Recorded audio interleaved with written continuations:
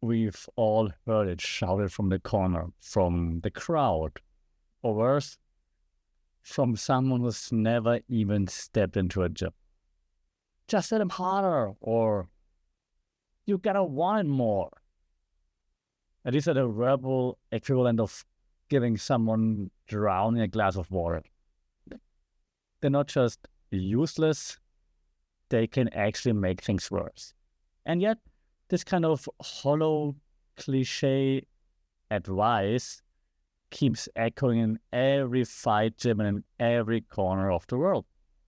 So today we're breaking down why bad advice is so common in combat sports, why it sticks around, and what it can teach us about avoiding the same traps in life.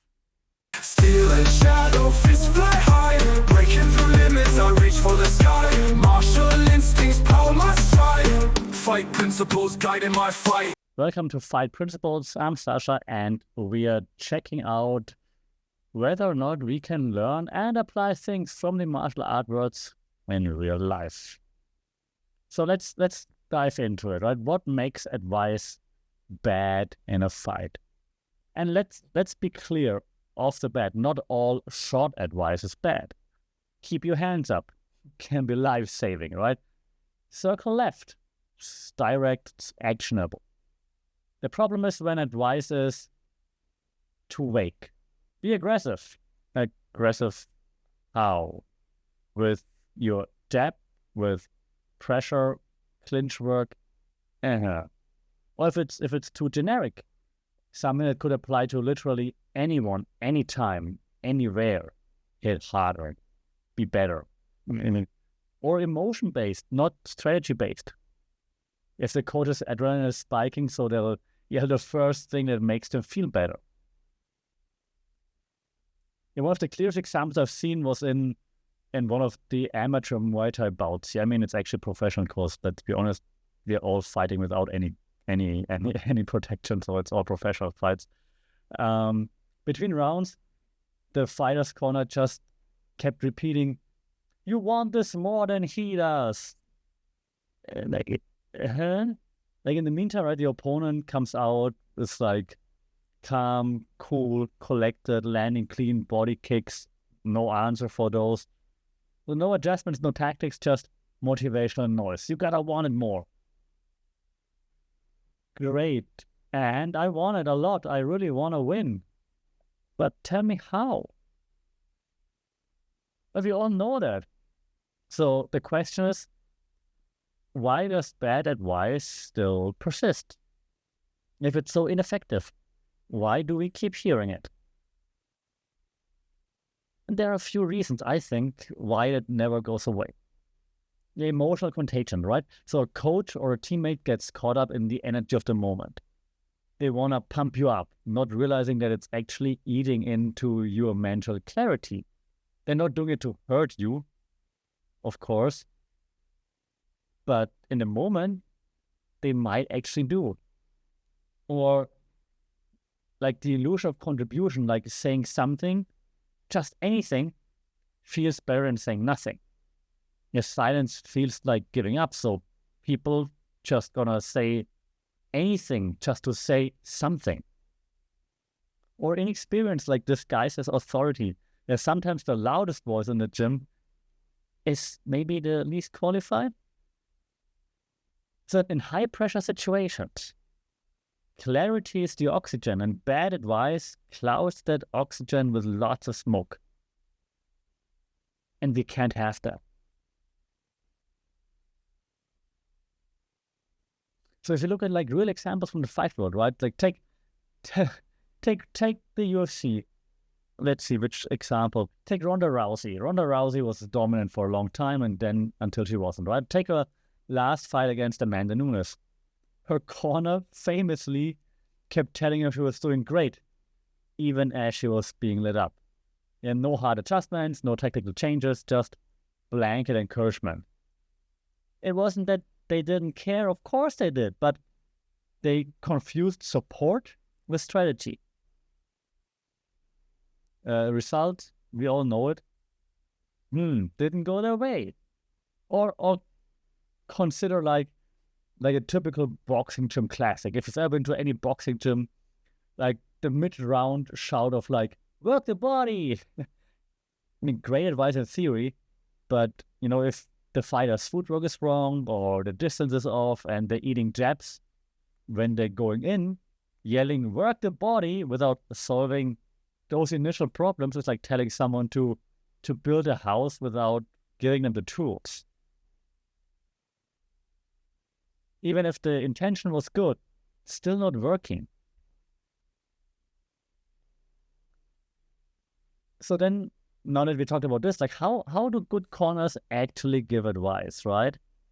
And I think they can actually break it down in just 3 easy steps, so we're not overcomplicating it. Step 1, I think, is observe specifically. So identify 1 or 2 key openings. You don't have to analyze everything all at once. If you try to tell your fighter everything all at once, that might be too distracting. Then once you analyze something, you have to communicate simply. Short phrases, but with precision. Phrases that clearly tell the fighter what exactly to do.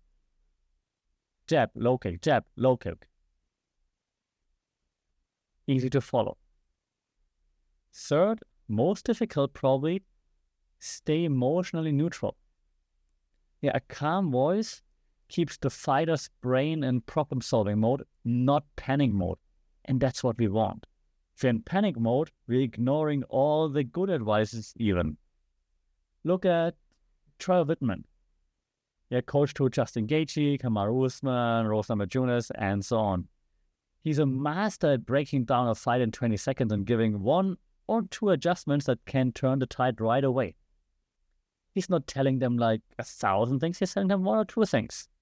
He's not panicking. He's cool, calm, keeps the noise away from the fighter. It's perfect. So if we take this into like the real world, because bad fight advice has a twin in everyday life. Just think about a few things like, for example, workplace cliches. Work smarter, not harder. Sounds great, but what does it look like in your specific project? No one says that. How do I work smarter, not harder? Or take relationship advice. Just communicate more. Okay, but communicate what? In what tone? At what moment? I thought I was communicating. How do I communicate even more? Or since I work at uni and stuff, like entrepreneurship pep talks, I hear them all the time. Hustle harder, hustle more, hustle lifestyle, right? Sure, until you burn out without ever fixing the actual flaws in your approach. Sure, keep hustling. 4 a.m. grind, let's go. Like in fighting, these phrases feel supportive, but often leave you with more confusion than clarity. So at this point, we are asking the question that we ask every time in our podcast. We ask, how to apply the fight principle to life. What can we learn from this now and apply it to life to maybe, turn life a little bit around, take a step into the right direction that we want to go into.